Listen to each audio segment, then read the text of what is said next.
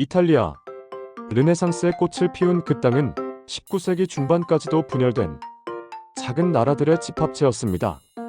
그런 이탈리아의 통일을 가로막은 마지막 거대한 벽이 있었으니 바로 신의 이름을 빌린 국가, 교황령이었습니다.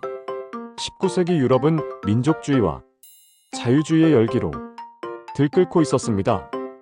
프랑스 혁명의 정신은 유럽 전역으로 번졌고 그 여파로 오스트리아의 영향력에 눌려있던 수많은 민족들이 독립을 꿈꾸기 시작했죠. 이탈리아 역시 마찬가지였습니다. 수세기 동안 이탈리아 반도는 여러 개의 작은 국가들로 나뉘어 있었습니다. 사르데냐, 피에몬테 왕국, 나폴리 왕국, 토스카나 공국, 롬바르디아, 베네치아, 그리고 한가운데에 버티고 있는 거대한 종교국가, 교황령까지. 이 중에서 교황령은 단순한 지역 세력이 아니었습니다. 종교적 권위와 정치적 세력을 동시에 갖춘 가톨릭 세계의 중심이었기 때문이죠. 교황령은 교황이 직접 지배하는 국가였습니다. 로마를 중심으로 한 이 땅은 8세기부터 존재해왔으며 중세에는 신성로마 제국, 근대에는 오스트리아와 프랑스의 후원을 받으며 세력을 유지해왔습니다. 하지만 19세기 중반에 접어들면서 상황이 달라졌습니다. 국민국가를 꿈꾸는 세력들이 이탈리아 곳곳에서 봉기하기 시작했고 사르데냐 피에몬테 왕국은 통일의 중심으로 떠오르게 됩니다. 통일 이불씨는 혁명가 마치니와 군사적 영웅 가리발디, 그리고 정치가 카보우르에 의해 본격적으로 타올랐습니다. 마치니는 이탈리아 민족주의 철학자이자 이념가였고 카보우르는 사르데냐 피에몬테 왕국의 총리로 실용주의 정치의 달인이었으며 가리발디는 붉은 셔츠 군단을 이끌며 남부를 해방한 전설적인 혁명가였습니다. 그들의 노력 덕분에 북부는 오스트리아의 영향에서 벗어나 통일되었고 1860년에는 남부의 나폴리 왕국도 정복되었습니다. 그리고 남은 마지막 퍼즐 조각, 바로 교황령이었습니다. 여기서 중요한 질문이 생깁니다. 왜 교황은 통일된 이탈리아의 일원이 되는 것을 거부했을까요? 가장 중요한 이유는 세속 권력의 상실에 대한 두려움이었습니다. 교황은 단순한 종교 지도자가 아니었습니다.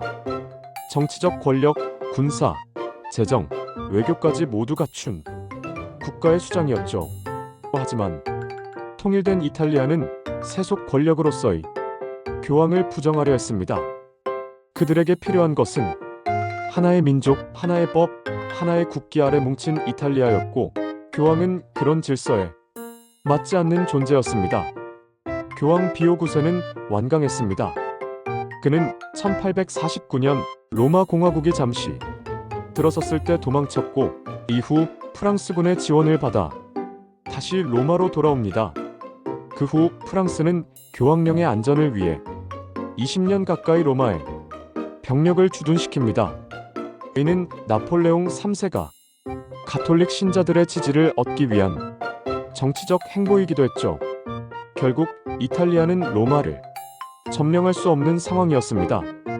종교적 정당성에 프랑스의 군사력을 더해 철옹성 같은 교황령이었지만 결정적 전환점은 1870년 프랑스 프로이센 전쟁이었습니다.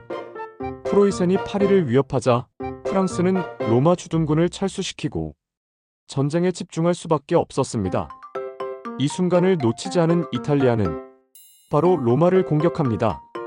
1870년 9월 20일 이탈리아 군대는 로마의 성벽을 뚫고 들어갑니다. 이른바 포르타 피아의 돌파죠.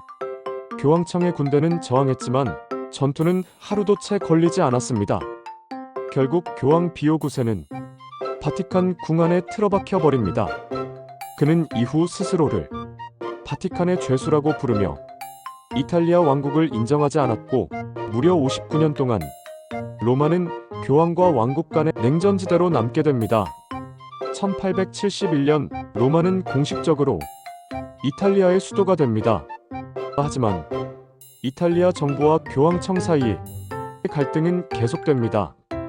교황은 이탈리아 왕국을 정통성 없는 불법 정부로 규정했고, 이탈리아 정부는 교황을 무력화시키기 위해 종교재산 몰수와 교회 간섭 정책을 밀어붙였죠. 이 갈등은 무려 1929년까지 이어집니다. 이때까지도 교황은 로마 시내를 한 발자국도 나가지 않았습니다. 1929년 베니토 무솔리니 정권과 교황청은 역사적인 협정을 체결합니다. 바로 라테란 조약입니다. 이 조약의 주요 내용은 다음과 같습니다. 바티칸을 독립국가로 인정한다. 교황은 세속 권력을 포기하고 종교적 권위를 유지한다. 이탈리아는 과거의 갈등에 대해 금전적 보상을 한다. 이로써 교황령은 완전히 역사 속으로 사라졌고, 이탈리아 통일은 종교적 갈등까지 해소하며 마무리됩니다. 이탈리아 통일 과정에서 교황령의 저항은 단순한 정치적 장애물이 아니었습니다. 그것은 근대와 중세, 민족과 종교, 세속과 신성 사이의 충돌이었죠. 통일된 이탈리아는 이후에도 종교와 정치의 경계를 설정하는데 오랜 시간이 걸렸고, 그 과정은 오늘날까지 이어지는 세속국가의 발전사에 영향을 주었습니다. 이탈리아 통일은 결국 완성되었습니다. 교황령이 통일에 저항한 이유 중 종교외적 동기는 무엇이 더 있었을까요? 교황령이 이탈리아 통일에 반대한 이유는 흔히 종교적 권위 보호로 요약되지만 실제로는 복합적인 정치 경제적 이해관계가 작용했습니다. 우선 정치 권력의 상실에 대한 두려움이 있었습니다. 교황령은 명백한 국가였습니다. 군대, 재정, 외교권을 가진 독립된 정치 주체였죠. 이탈리아가 통일되면 교황은 통치자의 자리에서 내려와야 했고, 이는 권력의 본질적 상실을 의미했습니다. 단순히 상징적 존재가 아닌 실제 지배자로서의 권한을 잃는 것은 종교보다도 더 민감한 현실 정치 문제였습니다. 또 경제적 기반이 붕괴한다는 우려도 있었습니다. 교황령은 로마를 포함한 중부 이탈리아의 비옥한 지역을 통치하면서 세금 수입, 농업 생산, 교역 통제 등을 기반으로 막대한 경제적 권력을 누렸습니다. 통일 후에는 이러한 재원이 모두 국가로 귀속될 위기였고, 바티칸의 경제적 생존이 위협받을 수밖에 없었습니다. 외교적 영향력 상실도 두려움의 대상이었습니다. 교황은 단순한 로컬 리더가 아니라 전 유럽 가톨릭 국가들에 영향을 주는 초국가적 지도자였습니다. 만약 이탈리아 정부에 종속되면 정교 분리 원칙에 따라 정치적 영향력도 잃게 됩니다. 특히 오스트리아, 프랑스 등 가톨릭 국가들과 맺어온 외교적 교섭권, 중재자 역할도 줄어들 수밖에 없었습니다. 그렇다면 라테란 조약 이후 바티칸의 외교적 위치는 어떻게 달라졌을까요? 1929년 체결된 라테란 조약은 바티칸이 이탈리아 내 세속국가로부터 완전히 독립하면서 교황청의 외교 전략에 근본적 전환점을 제공했습니다. 조약 이후 바티칸은 더 이상 이탈리아 내의 반정부 세력이 아닌 독립된 외교 주체가 됩니다. 이를 통해 바티칸은 국제법상 국가로 인정받으며 국가 대 국가의 외교를 수행할 수 있게 되었고, UN, 유럽연합, 국제기구 등에서 종교적 영향력과 도덕적 권위를 무기로 외교활동을 전개합니다. 또 바티칸은 중립국의 이미지를 확립했습니다. 교황은 더 이상 정치 권력에 개입하지 않는다는 입장을 천명하며 제2차 세계대전, 냉전 등 국제위기 속에서 중재자, 도덕적 조언자 역할을 수행하게 됩니다. 바티칸은 전쟁 중에도 교황청 외교단을 통해 전쟁 포로 보호, 비밀 외교, 인도적 지원을 펼치며 국제사회에서 영향력을 유지했습니다. 이탈리아 내부에서도 정치적 균형자 역할을 했습니다. 이탈리아 정치사에서 바티칸은 기독교 민주당이 성장과 정권 형성에 직간접적으로 영향을 미쳤습니다.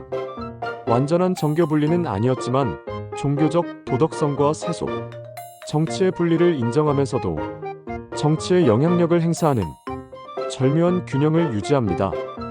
오늘날 종교와 국가, 권력이 분리되는 과정에서 이탈리아 사례가 주는 교훈은 무엇일까요? 이탈리아의 교황령 해체와 바티칸의 독립은 정교 분리의 역사적 사례 중 가장 상징적인 사건 중 하나입니다. 이 과정은 현대 국가에 다음과 같은 교훈을 줍니다. 우선 정교 분리는 충돌이 아니라 협의의 산물이어야 한다는 점입니다. 이탈리아는 무력으로 로마를 점령했지만 60년 넘게 바티칸과 갈등을 지속했고 결국은 라테란 조약이라는 타협과 협상을 통해 종교와 정치의 경계를 확립합니다. 정교 분리란 억압이 아닌 공존의 원칙을 세우는 과정임을 보여줍니다. 또 종교의 탈정치화가 오히려 종교의 순기능을 키운다는 점입니다. 교황이 세속 정치에서 물러난 뒤 오히려 바티칸은 도덕적 권위자로서의 영향력을 회복했습니다. 이는 종교가 정치 권력을 쥘 때보다 멀어질 때 더 신뢰를 얻는다는 사실을 상징적으로 보여줍니다. 국가 형성 과정에서 종교는 강력한 이해 당사자이기도 합니다.